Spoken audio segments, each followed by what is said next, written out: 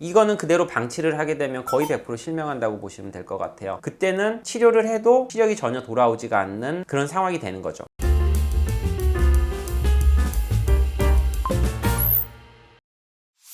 안녕하세요. 하이안과의 최현수 원장입니다. 안과 질환 중에 한 번쯤은 들어보셨을 수도 있고 잘 몰랐지만 주변에서 이것 때문에 실명이 됐다라고 얘기를 들어보셨을 수도 있을 만한 그런 질환들에 대해서 좀 알려드리고자 합니다. 그냥 노안인 줄 알고 아니면 시력이 떨어졌는 줄 알고 치료를 안 받고 놔두면 실명까지 가는 경우들도 있거든요. 한 번씩 검사를 받아보셔서 체크를 해보셨으면 하시는 그런 병들에 대해서 좀 설명을 드리고자 합니다. 우선 첫 번째는 백내장입니다. 백내장 너무나 흔한 병이고요. 모든 병원의 모든 수술을 통틀어서 1년에 가장 많이 받는 수술이 백내장 수술이라고 하고요. 연세 드시면 누구나 생기는 병이고 사람의 눈은 두 개씩 있기 때문에 한 명이 수술 받으면 두 번의 수술을 받게 되고 이 백내장 수술이라는 거는 이제는 너무나 흔한 수술이 되어 버렸죠. 그래서 누구나 사실 수술을 받으면 정상 시력이 되고 시력이 별로 안 떨어졌는데도 불구하고 백내장 수술을 빨리 받아서 더 좋은 시력을 갖기 위해서 수술 받는 분들도 있는데 아니 무슨 백내장 때문에 실명이 되냐라고 생각을 하시는 분들이 분명 계실 거예요. 그런데 전 세계적으로 봤을 때 실명을 일으키는 가장 흔한 원인이 사실은 백내장이거든요. WHO에서 발표한 내용을 보시면 아실 건데 2023년 8월 달에 나온 내용이거든요. 전 세계적으로 가장 흔한 원거리 시력을 떨어뜨리는 원인이 두 가지라고 하는데 한 가지는 굴절 이상, 그러니까 근시나 난시 뭐 이런 거, 그리고 한 가지가 백내장이라고 하거든요. 근시, 난시 이런 굴절 이상은 사실 병이라고 저희가 얘기를 하기는 힘들죠. 그냥 안경을 쓰면 정상 시력이 나오는 거니까. 백내장은 치료를 하지 않으면 시력이 절대 나오지 않고 선진국 같은 경우는 워낙에 의료에 접근이 편하고 숙련된 의사들도 많기 때문에 치료도 더 간단하고 누구나 이제 치료를 쉽게 받을 수 있는 그런 의료 환경에 있기 때문에 우리나라 사람들은 이렇게 생각을 하지만 개발도상국이나 후진국 같은 데로 가게 되다 보면 병원이 있다고 하더라도 장비나 기술을 갖춘 의료진들이 부족하기 때문에 치료를 못 받는 환자분들이 굉장히 많거든요. 우리나라에서는 사실 요즘에는 백내장 때문에 실명될 정도까지 백내장이 진행된 사람을 만나는 게 굉장히 드뭅니다. 물론 저희 병원은 좀 있어요. 이제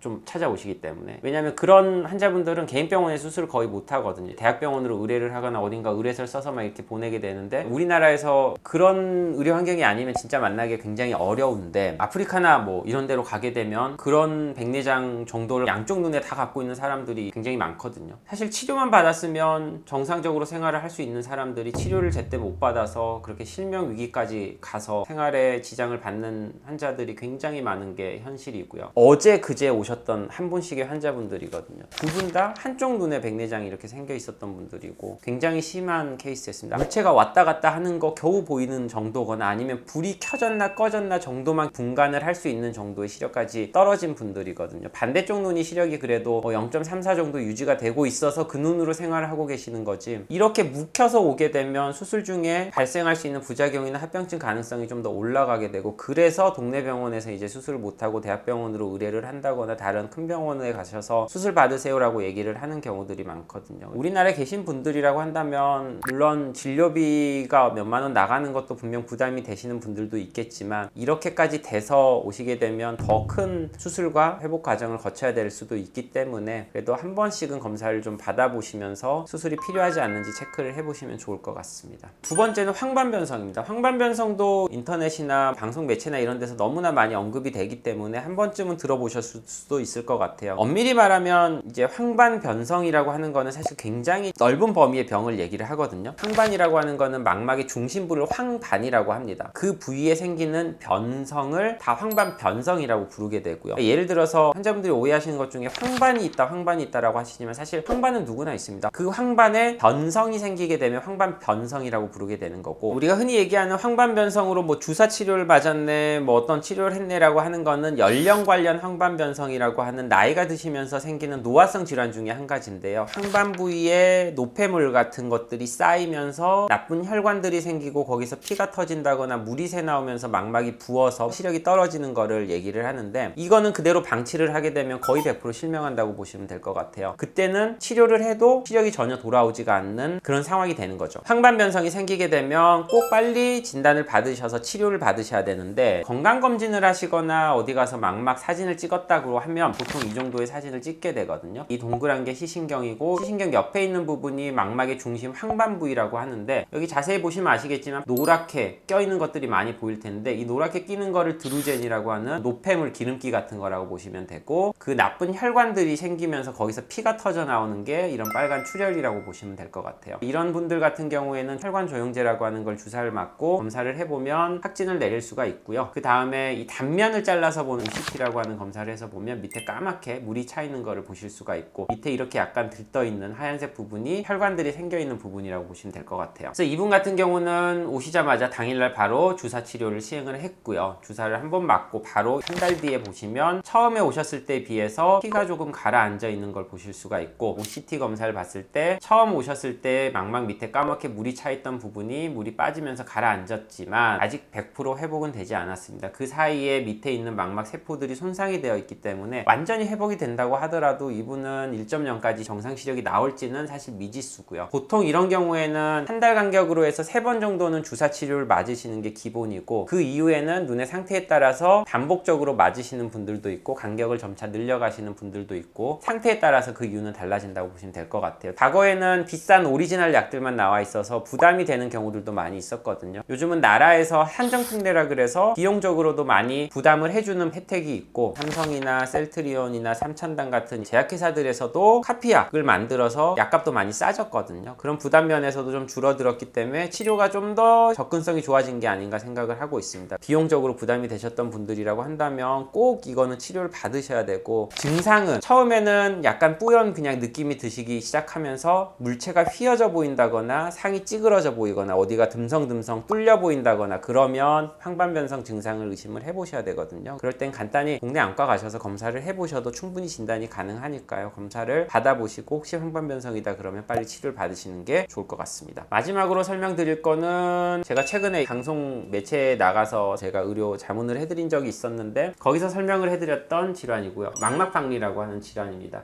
사실 이 망막박리라는 질환은 저희가 전공의 시절이나 대학병원에 있을 시절에는 안과 의사들은 응급질환으로 생각하는 질환이 사실 몇 개 안 되거든요. 안과라고 하는 건 뭐 죽고 살고 하는 문제도 아니기 때문에 응급실로 오는 가장 흔한 안과 질환 중에 한 가지였던 것 같아요. 망막박리라고 하는 거는 망막이 박리된 거예요. 말 그대로 망막이라는 건 안구 내벽에 붙어있는 신경 조직인데 이게 박리가 되면서 떨어진 거거든요. 떨어진 부분은 까맣게 커튼 친 것처럼 안 보인다라고 표현을 하시게 되는데, 빨리 최대한 망막을 다시 붙여줘야지 그 망막이 더 잘 붙고 정상 기능을 하게 되는데, 그게 떨어진 채 너무 오랫동안 지속이 되게 되면 수술을 해서 다시 붙여보려고 해도 붙을 확률이 좀 떨어지게 되고요. 두 번째로는 붙는다고 하더라도 기능이 정상까지 돌아오는 게 좀 한계가 있거든요. 그래서 이제 안과 의사들이 생각하는 응급질환 중에 한 가지라고 생각을 하는데, 요즘은 근데 조금 트렌드가 바뀐 것 같아요. 예전은 굉장히 응급질환이라고 생각하고 당일날 바로 막 새벽 1시가 돼서도 기다렸다 수술해주고 했었던 경우들이 있었는데, 대학병원으로 가봤자 대학병원에서 너무 환자분들이 밀려 있어서 바로 수술을 해줄 수 있는 상황도 아닐 뿐더러 의사들도 이제 그렇게 해봤더니 뭐 며칠 지나고 수술을 해도 잘 붙더라 라는 게 좀 어느 정도 생각이 되고 나서는 며칠 스케줄 보다가 수술하는 경우들도 있기는 한데, 최대한 빨리 붙여주는 게 예후에는 더 좋기는 하거든요. 병원 사정만 된다면, 환자 사정만 된다면 어쨌든 최대한 빨리 하는 게 좋다라는 거는 안과 의사라면 누구나 동의할 만한 내용이기는 하고요. 이 케이스를 보시면 이거는 굉장히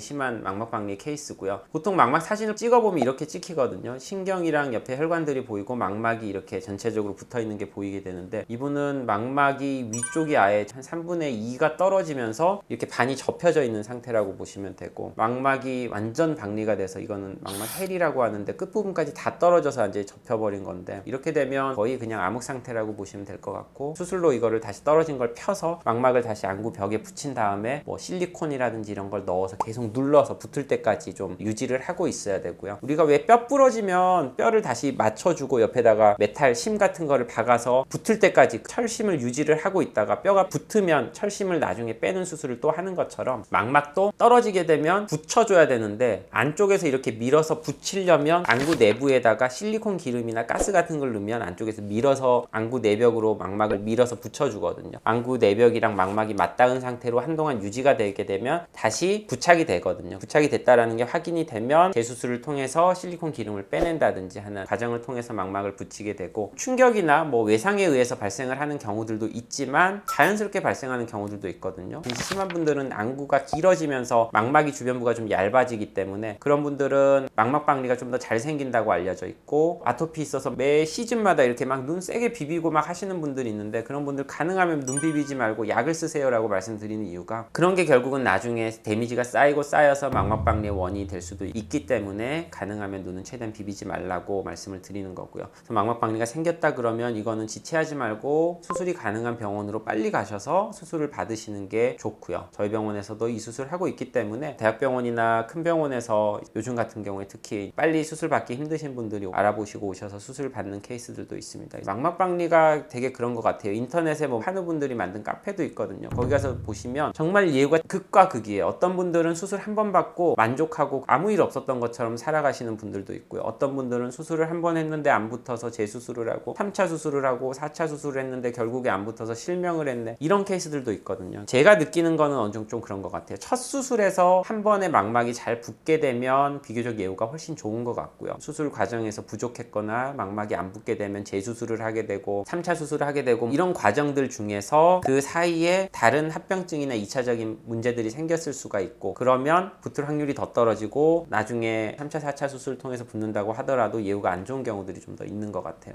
첫 수술을 받을 때 빨리 받는 거, 그리고 잘하는 병원에서 제대로 받는 거, 이 두 가지가 굉장히 중요한 것 같습니다.